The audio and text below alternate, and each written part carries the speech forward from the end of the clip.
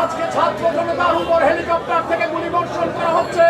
আজকে ছাত্র জনতাকে ঘরে ঘরে ঢুকে হত্যা করা হচ্ছে।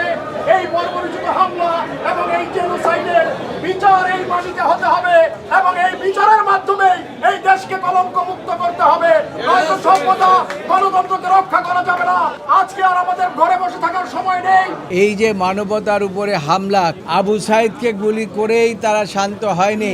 বাংলাদেশে ছাত্র সমাজকে, কোমলমতি ছাত্র সমাজকে পাখির মতো গুলি করে হত্যা করেছে।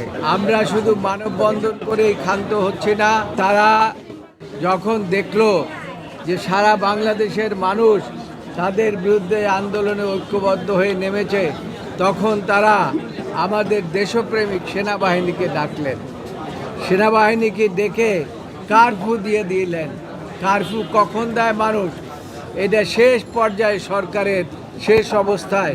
তা আমার মনে হচ্ছে যে সরকারের শেষ অবস্থা চলে এসেছে। বন্ধুরা, ছাত্র বন্ধুরা, তোমরা ভেবো না আমরা তোমাদের সাথে নাই। আমরা শারীরিক সহায়তা দিয়ে যাবো, প্রতিরোধ করে তুলবো।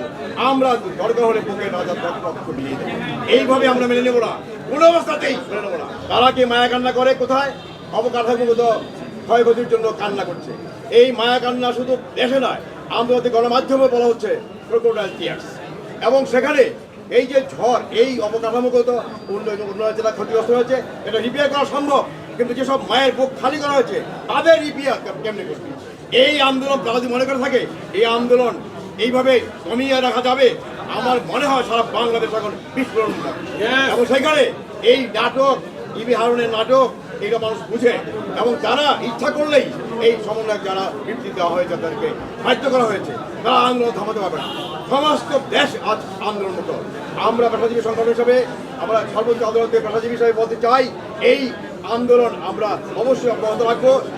আজকে প্রত্যেকে জাতীয় শোক দিবসের কালো শোকের পরিবর্তে আজকে লাল ব্যাজ ধারণ করেছেন। আমাদের বৈষম্যবিরোধী ছাত্র আন্দোলনের ছাত্র জনতাকে উদ্দেশ্য করে বলতে চাই, রাজপথের আন্দোলনে, দাবি আদায়ের আন্দোলনে তোমরা শুধুমাত্র একাই নয়, বাংলাদেশের আইনজীবী সমাজ তোমাদের সঙ্গে আছে এবং আমরা আমাদের অবস্থান থেকে সর্বোত্তম সহযোগিতা আমরা করে যাব। দেশপ্রেমিক সেনাবাহিনীকে তুমি বেশি দিন ব্যবহার করতে পারবে না। তোমার এই অবৈধ ক্ষমতার মস্তক টিকিয়ে রাখার জন্য দেশপ্রেমিক সেনাবাহিনী এদেশের জনতার উপরে কোনো গুলি চালাতে পারে না, কোনো নির্যাতন করতে পারে না। আন্দোলন শেষ হয় নাই। আন্দোলনের প্রাথমিক পর্যায়ে চূড়ান্ত পর্যায় শীঘ্রই আসবে। আমরা রাজপথে নামবো। শেখ হাসিনা পালানোর জায়গা পাবে না।